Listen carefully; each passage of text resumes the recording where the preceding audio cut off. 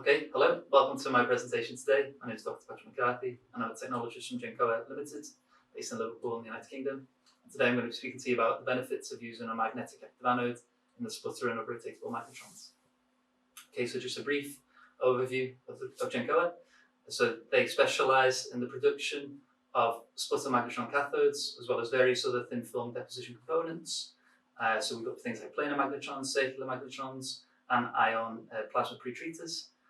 We also produce a range of plasma control systems, so known as our speed flow, during reactive gas processes, and our optic system, which helps us to identify residual gases in your vacuum system. So I just bring to your attention the active anode and the rotatable magnetron, which is the focus of today's talk. Okay, so we've got some nice images of our ion sources, of our magnetron systems, and as well as this, we've got our full phase erosion magnetron. So by varying the magnetic field across the surface of your target, you can utilize more of the target during the sputtering process. And this is something which is used with not a very magnetic field, but in rotatable magnetrons, we can utilize more of the target. So why do we use rotatable magnetron sputtering? Again, so it's just improved target utilization. So by rotating the target 360 degrees during the process, you can sputter more of your target. The magnetic field is stationary during this process. As well, with rotatable magnetron sputtering, you get arc suppression during the reactor process. And so what sort of applications would you need to use this for? So it's essential in the deposition of large area glass for architectural applications, roll-to-roll web coatings, and in the production of flat panel displays and photovoltaic solar cells. Okay, so here's a schematic of the industry standard for rotatable magnetron sputtering. So it's using an AC system. You can see two targets here. So these lines here, they indicate the magnetic field, and then I've indicated the position of the substrate, about 100 millimeters away from your target. So this region in yellow, this is an issue with this particular setup. So this is leak currents. So the electrons will leak to the rear side of your target, which you don't want. You want to keep your plasma near the substrate to enhance that ion bombardment, as well as keeping the plasma there to sputter as much of the target as you can. Okay, so Genco have developed a method to hopefully alleviate this issue for AC systems and also offer some improvement for DC pulse systems as well. So you see this anode is now defined here, and due to the magnetic attraction of the anode, we can confine the electrons to the region where we want it, in between the targets. So now we've reduced this AC current leak due to the magnetic configuration. And then for DC pulse systems, the added benefit is defining a consistent anode for the electrons to flow to during the reactive processes. As in reactive processes, there is a chance that the walls can become coated with dielectric, and you have this disappearing anode effect. Okay, so here's the schematic of the plasma system with the active anode. You can see this is the active anode which we produce. And here's an image of it in our plasma system over here. And then here's the schematic of the system, which many of the tests will run with today. So aluminium cylindrical targets, about 1 meter in length, and the active anode also mirrors the length of the cathodes, about 1 meter as well. Okay, so here's a short video to help you visualize what will happen to the plasma when the active anode is activated. So you see the plasma more dispersed, and then as we activate the anode, the electrons flow towards the anode, and you get this increase in plasma intensity near the anode.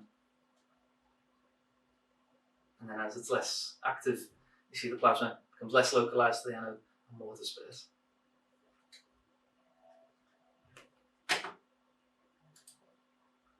Okay, so that was a good visualization of what actually happens to the plasma, but how is the process affected by the active anode? So now we can go through it in a few examples here. So this is process stability with AC and DC pulse systems. So this is stability in a DC pulse rotatable magnetron system without an active anode. So as I was saying before, in reactive sputtering, there is a chance that you coat the chamber walls in a dielectric, and this removes the anode from your circuit. And when we were running our speed flow reactive sputter process control system, you can see that by trying to control the oxygen flow of the target voltage is very unsteady. And so then this is mirrored in the oxygen flow, which is also very unstable. And with the active anode, you can see this increase in intensity, where the plasma is now localized over here. And then you can see in the graph on the right, the improved stability of the voltage on the target. And then this is followed by improvement in stability of the oxygen flow into your system. For an AC system, you can see the images on the right. So the plasma is more dispersed when there is no active anode. It's going further into your chamber. And then with the active anode on the left, you see it's more localized to the region between the two targets. So it's going to be closer to your substrate, which is what you want. So how does these anode plasmas affect the coatings that you might get from this process? Okay, so now we can look at that through some aluminium oxide coatings, which we produced in DC pulsed and AC systems with and without the anode. So here's an image of an aluminium oxide layer produced with DC pulsed system without the active anode, and then with the active anode. So you can see that both images show columnar structures, and there is an improvement in the density and the hardness with DC pulse with the active anode. We'll see that more in a few seconds. So there's cross-sectional SEM of an aluminium oxide layer produced in an AC system without the active anode. You see it's denser than DC pulsed. However, when we compare it to AC system with the active anode, you can see this improvement in the density, much more dense. And we also examine these samples for the hardness. So it's a typical hardness test. So you load a force onto your sample and then unload it. And then this displacement, this indicates a level of hardness on the sample. So just draw your attention to the table on the right. So you have DC pulsed anode with no anode, DC pulsed with an anode. And you can see there's a 13% increase in the hardness. And then with AC system without the active anode, and then AC system with the active anode, you can also see a 13% increase in your aluminium oxide hardness rating. So now we move on to a different material. So this is carbon. So this is carbon which we've deposited using the active anode. So on our untreated glass substrate, before the abrasion test and after the abrasion test, you can see indicated by this red square here, with many scratches on the surface. And then after treatment at 2 kilowatts of power, 50 kilohertz frequency of AC power, you can see now that after the abrasion test after being coated with diamond-like carbon, you can see the number of scratches are reduced. So then we move on to the transmittance of the glass as well, which is important. So for the transmittance test in air, it's 100%. And then the most important parts are to focus on the red bar and the green bar. So the red is the untreated glass, and then the green is the treated glass with the diamond-like carbon. You can see there's very little change in the transmittance, around just 1%, which is a positive result. Okay, now we look at the plasma anode activation with gas injection. So what is this? So we haven't really focused on the mode of gas injection into the system, but in the earlier examples, the gas was injected into the walls of the chamber. But how is it affected by if we inject the gas through the anode? So this image on the right, you can see this really intense region where you're going to get these bursts of plasma from the anode. Okay, now these are the voltage waveforms with the gas being injected through the walls. So for each cathode, we've taken a voltage waveform, and then using a floating electrostatic probe, we measure the voltage, and this is indicative of your current, which we would get to a floating substrate such as glass. And then we can compare this to the voltage waveform when we inject the gas through the active anode. Okay, so now on the left, so this is an AC system with the active anode, but the gas injected through the walls. And on the right, this is the voltage waveform to the probe with the gas injected through the active anode. So now, when we look closely at these, you can see that introducing O2 through the plasma in the anode zone, this increases the voltage pulse intensity when the gas is injected through the active anode. So it produces higher O2 ion bombardment when we're injecting the gas through the anode. And so then if we just look a bit closer at this waveform, we can break it down into its components. So point 1, we're getting this 10 eV positive bombardment, and then as the pulse starts to neutralize, we get this negative ion bombardment. And we think through the interplay of these two things, this is what's leading us to get very dense and smooth structures in our coatings. These coatings have very little internal stress. So these 4 ways of energy assistance happen at the frequency of the AC power, which in this case was 50 kilohertz. And we believe that this power and magnetic arrangement is ideal for high quality optical layers at high rates.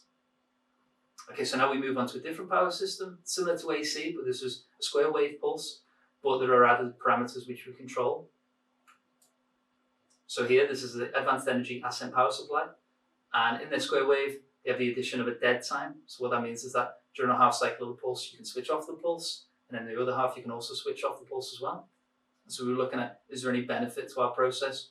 Can we measure any voltage change at the probe surface? Okay, so on the left, we've got the AC system, the active anode, and the gas injected through the anode. And on the right, this is with the square wave advanced energy ascent power supply, with the gas also injected through the anode. So very similar processes, but different power, so AC and square wave.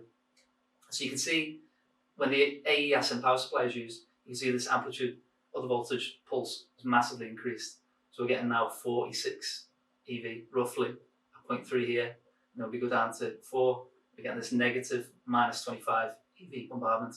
So we believe that combining both the positive and negative bombardment, this equalizes the film stress. This will help prevent deformation.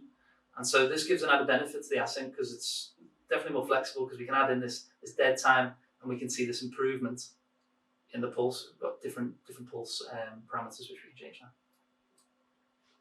Okay, so again, looking at the AE assay power supply, so looking at the optical emission. So we can look at the optical emission for a specific power and play around with these parameters, see what happens to if we change the dead time, what happens to the ion neutral ratio. So what we've done is we've normalized our spectrums to the 777 peak, and then looking at the most intense peak, which is 559.1 nanometer wavelength for O2 plus. And when we look at the ion to neutral ratio, you can see that as we vary the dead time, so from 0 nanoseconds to 1,000 nanoseconds, we are changing this ion to neutral ratio. The most positive situation was when we used 1,000 nanosecond dead time on the first half of the cycle of the pulse, and then 1,000 nanosecond dead time on the second half of the pulse. And this gives us a 20% increase in the ion to neutral ratio for O2 ions. Okay, so let's look at the substrate temperature now. As we were saying, the active anode will guide the electrons towards a consistent anode during your process. And as you can imagine, a lot of the electrons are what you get your substrate heat from. So if you guide them towards an anode, you may see some reduction in the heat, which is what we see here. So if you look at the DC power system with 11 kilowatts, you can see here that without the anode, the temperature at your substrate rises dramatically, whereas with the anode, it's a much slower increase. So with the anode, is less than 95-degree increase, and without the active anode, is 160, in excess of 160. So much more heating when you don't have the active anode in your system. And now this slide looks at different configurations of the anode with different power systems, with DC pulsed, alternating currents, medium frequency, and then with the square wave of the ascent. And so we saw that when we were looking closely at the variation in temperature with time, that actually we tended to see a lower substrate temperature when the advanced energy ascent was used. So this indicates to us that using the ascent gives you a greater heat management at your substrate surface. Okay, so then moving on to part 6, which is the final part, so external anode biasing. So using the anode bias for particular plasma processes may be a requirement to have electrical bias on the anode. It's well known that the application of a positive bias in the anode is known to give great control over the ion energy influx to your substrate. So for example, in indium tin oxide coatings, you may want a lower cathode voltage for your process, and as well as in aluminium oxide coatings. So through the use of resistor capacitor circuitry, we've been able to stably demonstrate that we can bias this anode. So this is an example of a schematic of the system that I was using. So biasing the two cathodes from the same DC pulse power system, and then using an external DC power system on the anode.